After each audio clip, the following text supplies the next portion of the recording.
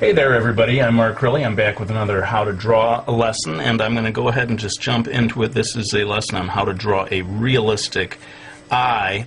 I'm going in with my black Prismacolor to make the upper eyelid, and let me just say in general that if you want to draw a realistic eye or realistic anything, you really owe it to yourself to draw from life, or at least look at photo reference, which is what I did for preparation on this video. So the eye shape, fortunately, is very much the way we imagine it. You know, this sort of, I don't know, almost like seed shape, at least right along the edge of the eye itself.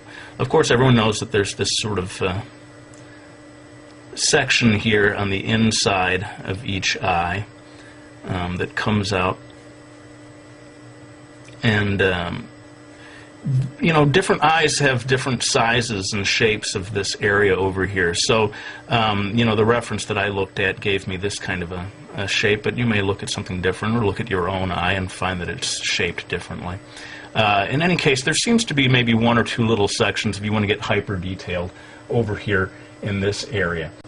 Now that I've got that section done, I'm going to go ahead and get to the eye itself, and this again, it's, you know, more or less a perfect circle. So if you don't trust your own circle drawing skills, you may want to trace around a quarter or something, who knows, to get that perfect shape. You know, I don't think there's anything really all that wrong with getting some help from you know, a ruler when you need a straight line, or you know, a cup or something when you need a perfect circle. Anyway, I've kind of got that section in place, and for the pupil, I'm thinking that it's about 1/4 or 1/5 the width of the iris. Again, a perfect circle to whatever degree you're able to do it. And then I'm going to put in a sort of a highlight area over here that, you know, maybe is sort of the suggestion of a window in the wall that's providing some light there. Okay. Now I'm going to jump in and do the eyelashes. This is a female eye, and maybe someone who's wearing quite a bit of mascara, who knows.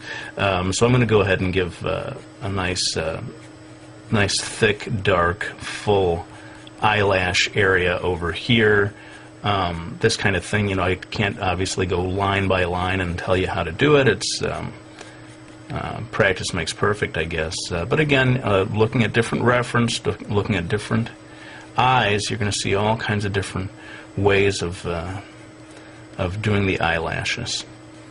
And the only thing is that at the bottom, you want to create a little bit of a separation between the eyelash area and the actual, you know, flesh of where the eyelid meets the eye. This is that line. The second line down here is where the eyelashes are going to come out, and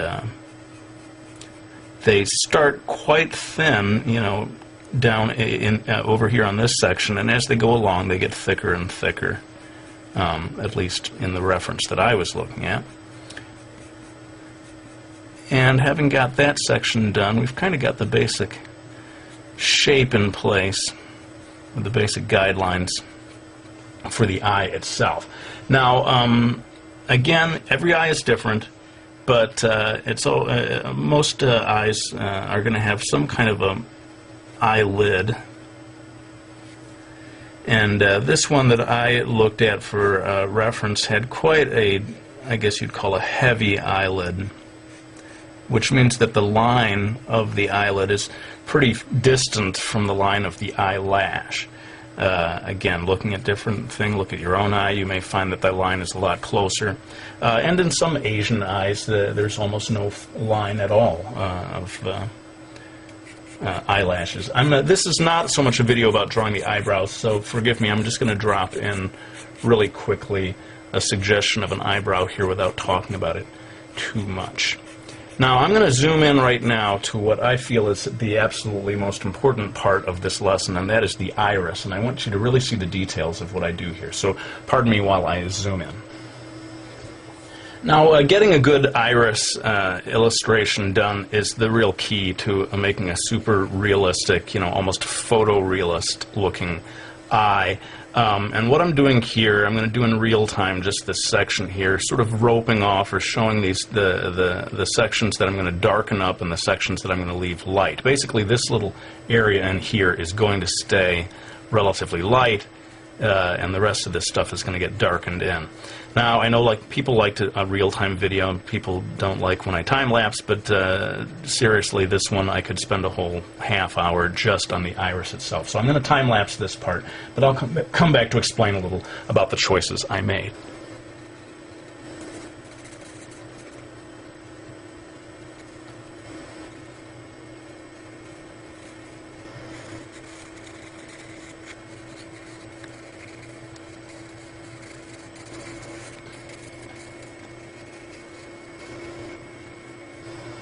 Alright, so you can see where the key to getting a nice shiny looking eye is getting this nice window shaped highlight, although it doesn't have to be window shaped, it could be sort of circular or any number of shapes, but make sure that you keep it nice and white and that you darken the area near the highlight, and that helps it pop and makes the whole thing look shinier. And you saw that I spent a fair amount of time adjusting the different shades here. There's a band area here near the pupil that's a certain thickness. There's a whitish area down here, and then again, in certain types of eyes, every eye is different, you get the very darkest band of color right around the very edge. I'm going to go ahead and jump in here and very quickly darken this area in of the eyelashes. Again, this is maybe a female eye, someone who's wearing quite a bit of mascara.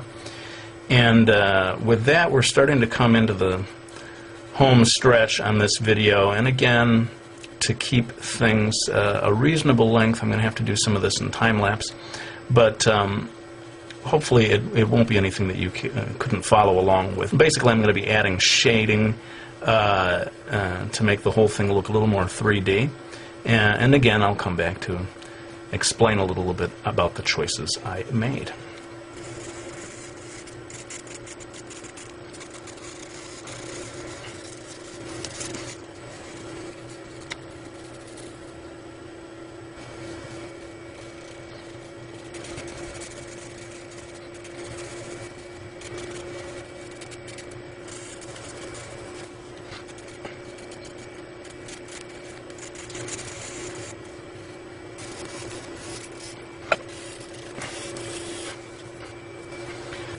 Okay, well, this is pretty much it then. We have put in all of the shading, and as you can see, with anything that's kind of going for photorealism here, you just need to take your time. You just got to be patient and keep working at it and keep slowly building it up.